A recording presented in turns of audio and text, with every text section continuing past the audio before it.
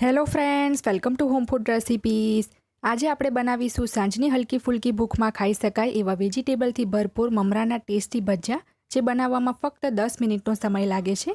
અહીંયા મેં એને શેઝવાન ચટણી સાથે સર્વ કર્યા છે। તમે એને કેચઅપ કે પછી કોઈ પણ ડીપ સાથે પણ ખાઈ શકો છો। ખાવામાં આ ભજીયા ટેસ્ટી હોવાની સાથે જ બનાવવામાં પણ એકદમ સરળ છે। તો ચલો એને બનાવવાનું શરૂ કરીએ। સૌથી પહેલાં એક બાઉલમાં આપણે 250 ml વાળો 1 કપ ભરીને મમરા ઉમેરી દઈશું। હવે આપણે એમાં થોડા વેજીટેબલ્સ ઉમેરીશું, જેમાં અહીંયા મેં 1/3 કપ જેટલું ઝીણું સમારેલું કોબીસ એડ કર્યું છે। 2 ટેબલસ્પૂન જેટલા આપણે ઝીણા સમારેલા કેપ્સિકમ ઉમેરીશું। 1/4 કપ જેટલી આપણે છીણેલી ગાજર ઉમેરી છે। 2 ટેબલસ્પૂન જેટલા ઝીણા સમારેલા કાંદા ઉમેર્યા છે। 1/2 ટેબલસ્પૂન એટલે કે અડધા ઇંચનો આદુનો ટુકડો ઝીણો સમારીને અને 1 ટેબલસ્પૂન જેટલું ઝીણું સમારીને લસણ ઉમેર્યું છે।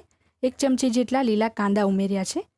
હવે આપણે એમાં બાઇન્ડિંગ માટે ચાઇનીઝ સોસ ઉમેરીશું। તો 1 ટેબલસ્પૂન અહીંયા હું શેઝવાન ચટણી ઉમેરું છું। આ ચટણી જે છે તીખી છે, એટલે મેં લીલા મરચાં નથી ઉમેર્યા। પછીથી આપણે એમાં રેડ ચીલી સોસ પણ ઉમેરીશું। તો 2 ટેબલસ્પૂન અહીંયા મેં ટોમેટો કેચઅપ એડ કર્યો છે। 2 ચમચી જેટલું આપણે એમાં રેડ ચીલી સોસ ઉમેરી દઈશું। બધા જ વેજીટેબલ્સ જે છે આપણે બરાબર ધોઈને જ એડ કરવાના છે। હવે આપણે એમાં 1 ચમચી જેટલો ડાર્ક સોયા સોસ ઉમેરી દઈશું। હવે આપણે એમાં 1/4 ટીસ્પૂન એટલે કે 5 ચમચી કાળા મરીનો પાવડર ઉમેરીશું। 2 ટેબલસ્પૂન જેટલો આપણે એમાં કોર્નફ્લોર ઉમેરી દઈશું। જે મેઝરિંગ સ્પૂનનું ટેબલસ્પૂન આવે છે એનાથી જ મેં મેદો અને કોર્નફ્લોર માપીને લીધો છે। તો 3 ટેબલસ્પૂન જેટલો એમાં મેદો ઉમેરી દઈએ। હવે આપણે બધું જ બરાબર હાથથી મિક્સ કરી લેવાનું છે। પછીથી આપણે ચાખીને એમાં મીઠું ઉમેરીશું, કારણ કે જે સોસીસ એડ કર્યા છે એમાં પણ મીઠું હોય છે। મમરા પણ આપણે સૂકા જ લીધા છે, એટલે મેદો, કોર્નફ્લોર અને સોસથી એનું બાઇન્ડિંગ પણ પરફેક્ટ આવી ગયું છે। તો બસ આની અંદર હું 5 ચમચી જેટલું જ મીઠું ઉમેરું છું। મીઠું આપણે ચાખીને જ ઉમેરવાનું છે। બરાબર આપણે મીઠુંને મિક્સ કરી લઈએ અને 5 મિનિટનો આપણે એને રેસ્ટ આપી દઈશું, જેથી મમરા જે છે આપણા થોડા સોફ્ટ થઈ જાય। 5 મિનિટનો રેસ્ટ આપ્યા પછી જે મિશ્રણ છે એને ફરીથી એક વખત મિક્સ કરી લેવાનું છે। તો અહીંયા મિશ્રણ મને થોડું લૂઝ લાગે છે, તો બીજું આની અંદર હું 2 ટેબલસ્પૂન જેટલો કોર્નફ્લોર ઉમેરું છું। સરસ આપણે કોર્નફ્લોરને મિક્સ કરી લઈએ અને ગેસ ઉપર તેલ પણ મેં મીડિયમ ફ્લેમ પર ગરમ કરવા માટે મૂકી દીધું છે। તો એનું જે બાઇન્ડિંગ છે અહીંયા એકદમ પરફેક્ટ આવી ગયું છે। આપણે હાથથી પકડી શકીએ એ રીતનું એનું બાઇન્ડિંગ હોવું જોઈએ। વધારે સૂકું પણ નહીં અને વધારે ઢીલું પણ નહીં। હવે આપણે થોડું થોડું મિશ્રણ લઈને ગરમ તેલમાં અનઇવનલી ભજીયા મૂકીશું। તો પ્રોપર આપણે આ ભજીયાને ગોળ શેપ આપવાની જરૂર નથી। આ રીતે અનઇવનલી જ ભજીયા સારા દેખાશે।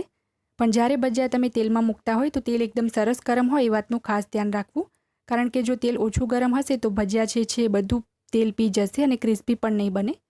તો ગરમ તેલમાં ભજીયા મૂક્યા પછી આપણે ફ્લેમ મીડિયમ કરીને એને વચ્ચે વચ્ચે જરાથી ફેરવતા રહીને ગોલ્ડન બ્રાઉન અને ક્રિસ્પી થાય ત્યાં સુધી ફ્રાય કરીશું। તમારે જો ભજીયાને વધારે ક્રિસ્પી બનાવવા હોય તો 1-2 ટેબલસ્પૂન ચોખાનો લોટ પણ ઉમેરી શકો છો, તો એ વધારે ક્રિસ્પી બનશે। તો આ રીતે વચ્ચે વચ્ચે ફેરવતા રહીને હવે આપણે એને ફ્રાય કરી લઈએ।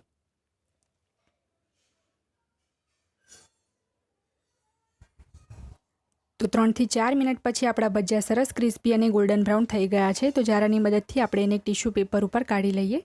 ખાવામાં આ ભજીયા બિલકુલ મંચુરિયન ખાતા હોય એવા જ સ્વાદના લાગે છે। તો જો તમે પહેલાં ક્યારેય ના બનાવ્યા હોય તો એક વખતથી આ ભજીયાને તમે ચોક્કસથી બનાવજો। ફ્રેન્ડ્સ, જો તમને મારી આજની આ રેસીપી પસંદ આવી હોય તો મારા વિડીયોને લાઇક કરી, શેર કરી, ચેનલને સબસ્ક્રાઇબ જરૂરથી કરજો। પાસે આવેલા બેલ આઇકનને પણ દબાવજો, જેથી તમને મારા દરેક નવા વિડીયોની નોટિફિકેશન મળતી રહે। અને જો તમારે મારી આ જ રેસીપી હિન્દીમાં જોવી હોય તો મારી હિન્દી ચેનલ ઉપર જઈને જોઈ શકો છો, જેની લિંક મેં વિડીયોની નીચે ડિસ્ક્રિપ્શન બોક્સમાં આપી છે। તો મળીએ નેક્સ્ટ વિડીયોમાં, ત્યાં સુધી આવજો।